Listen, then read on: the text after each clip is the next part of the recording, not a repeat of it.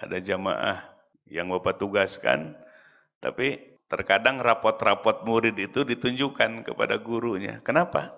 Sekarang coba kalau guru di sekolah, guru PPI, nggak tahu rapot muridnya, siswa muridnya, kira-kira efektif nggak mengajarnya? Maka seorang guru harus tahu rapot siapanya? Rapot muridnya. Untuk apa? Untuk mengevaluasi sejauh mana apa yang pelajaran yang ketinggalannya, mana yang masih jatuh, mana yang masih lemah, seperti itu. Sehingga guru tahu mengajarkannya akan efektif. Maka seorang mursyid pun rapot murid itu sekali-kali Allah tunjukkan. Jadi Bapak tuh hariwang aja kepada orang tersebut. Nah, satu waktu beberapa minggu yang lalu dia mimpi. Dalam mimpinya itu mimpi sudah masuk di alam kubur. Jadi dia didahulukan ke alam kubur dalam mimpi itu. Maka mimpi itu adalah fenomena ruhaniyah. Apa yang akan terjadi, kita sudah bisa menembusnya. Itulah kekuatan rohani seperti itu. Maka lewat mimpi. Maka di dalam mimpi tersebut, dia sudah ada di alam kubur. Apa yang terjadi di alam kubur, Allah hisab semua amalnya. Ya, hisab, hitung semua amalnya. Ketika dihisab, semua keburukannya, semua dosanya, Allah tunjukkan. Nggak ada yang terlewat satupun. Benar-benar apa yang dia rasakan, apa yang dia lakukan, di hisaban itu tidak ada sedikit pun yang tidak terhisab. Bahkan nanti di akhirat itu, hisaban itu diangkatnya. Ya, jadi di akhirat itu nggak bisa bertopeng lagi, nggak bisa berkilah lagi, nggak bisa berekayasa, apa adanya di saat itu. Kalau kita putih, putih, hitam, hitam. Nggak bisa ada yang bisa ditutup-tutupi. Kalau di dunia kan bisa. Seperti orang soleh, seperti orang baik-baik padahal nipu. Itulah dunia. Maka dunia itu ilusi. Dunia itu hanya angan-angan. Nah, di hisaban itu, kata si murid itu nggak ada yang disembunyikan. Semua diangkat. Bahkan diangkatnya itu ditunjukkan kepada yang lainnya. Bukan hanya dirinya, kepada dirinya. Tapi yang lainnya, saudaranya, tetangganya, keluarganya, di alam kubur, itu ikut menyaksikannya. Kira-kira malu apa enggak? Nah, itu kondisi. Nanti di sana itu seperti itu. Makanya Bapak sampaikan dalam Al-Quran, itu antara surga dan neraka itu didekatkan oleh Allah. Kan bisa ya, sekarang aja pakai proyektor bisa nggak? Jakarta dengan Tasikmalaya bisa didekatkan nggak? Oh, ya itu baru teknologi yang Allah berikan kepada manusia ya. Bisa kan didekatkan. Ini stasiun Jakarta, itu stasiun Bandung berdekatan. Nah di surga, walaupun jauh surga dan neraka itu jaraknya, ini tempat kenikmatan, ini tempat penderitaan, tapi didekatkan. Ahli surga itu bisa melihat fenomena ahli neraka. Sakitnya, pedihnya ahli neraka. Ahli neraka pun melihat kebahagiaan yang tak terhingga dari ahli surga. Kenapa? Saling tunjukkan seperti itu. Supaya ahli surga merasa paling beruntung lihat saudaranya yang ada di neraka. Yang di neraka merasa lebih pahit lagi ketika melihat saudaranya ada di surga. Kenapa? Karena ketika di dunia kita bersama-sama. Sama-sama enggak? Ahli surga dengan ahli neraka sama-sama enggak? Sama. Maka dunia ini buat ahli surga, buat ahli neraka. Dunia ini buat semua. Dunia ini diberikan kebebasan oleh Allah. Yang mau masuk ke masjid, yang mau masuk ke mana? Ya, ke diskotik, nggak ada. Orang yang gemar maksiat dengan gemar ibadah bisa satu RT.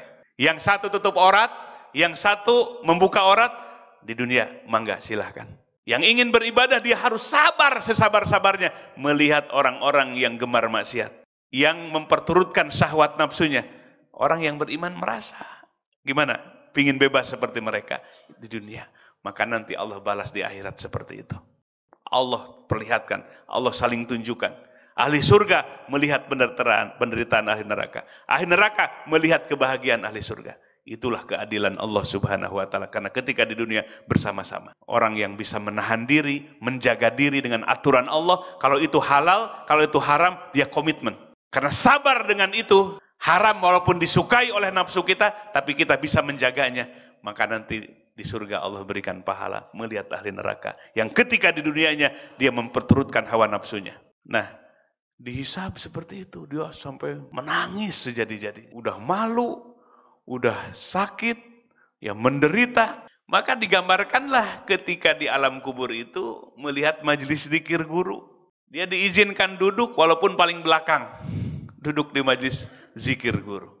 Kemudian dia meminta kepada Allah supaya gurunya memberikan syafaat kepada murid tersebut. Maka akhirnya Allah memberikan syafaat kepada mursyid, kepada bapak, untuk memberikan syafaat kepada murid itu. Maka akhirnya mendapatkanlah syafaat.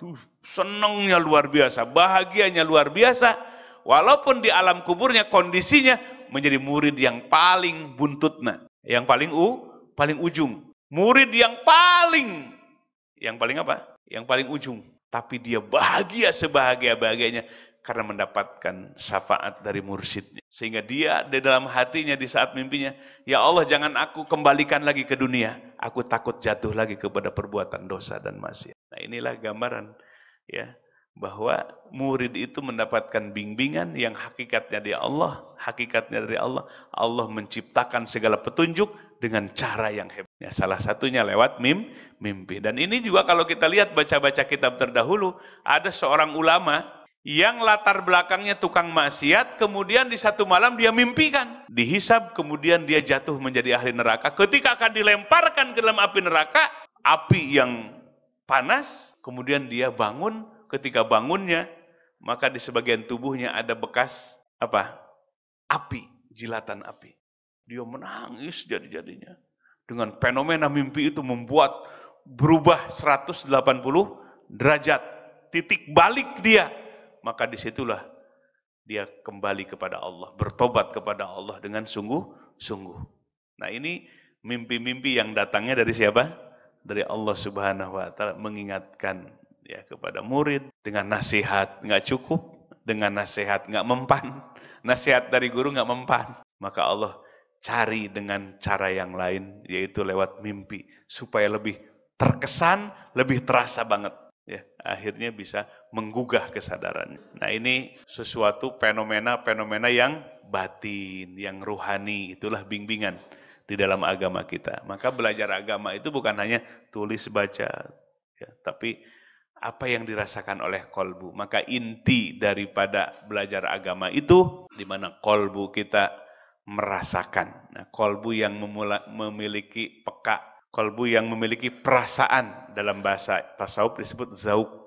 Zauk itu artinya merasakan. Jadi kolbu yang merasakan kebenaran agama, merasakan kebenaran bimbingan mursyid. Nah itu dirasakan.